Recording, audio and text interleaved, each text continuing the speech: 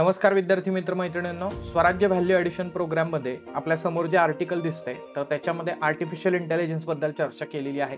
राज्यसेवा मुख्य परीक्षा पेपर 3 मध्ये आपल्याला सायन्स अँड टेक मध्ये आर्टिफिशियल इंटेलिजन्स आहे. या ठिकाणी मुंबई पुणे एक्सप्रेसवे वरती इंटेलिजंट ट्रॅफिक मॉनिटरिंग सिस्टीम नावाची प्रणाली बसवण्यात आलेली आहे आणि याच्या अंतर्गत कृत्रिम बुद्धिमत्तेवरती आधारित कॅमेरे सेट करण्यात आलेले आहेत.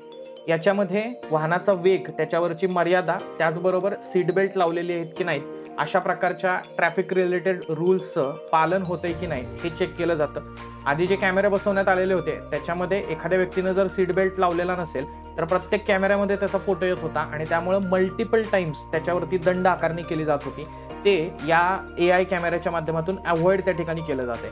एक्सप्रेसवेवरच्या वाहनांसाठी जर वेग मर्यादा आपण या ठिकाणी लक्षात घेतली तर घाट सेक्शन जर का असेल तर नॉर्मल कार्स वगैरे असतील तर त्याच्यासाठी 60 किलोमीटर प्रति तास आणि उर्वरित सर्व वाहनांसाठी 40 किलोमीटर प्रति तास अशी वाहनांची वेग मर्यादा आहे.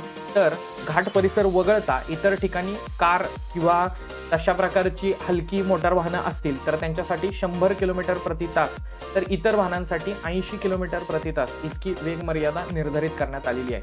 सो एक प्रकारे आपण असं म्हणूयात की ट्रॅफिक मॅनेजमेंटसाठी पण याचा वापर करता येऊ शकतो.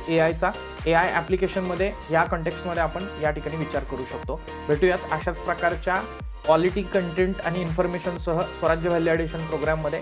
धन्यवाद.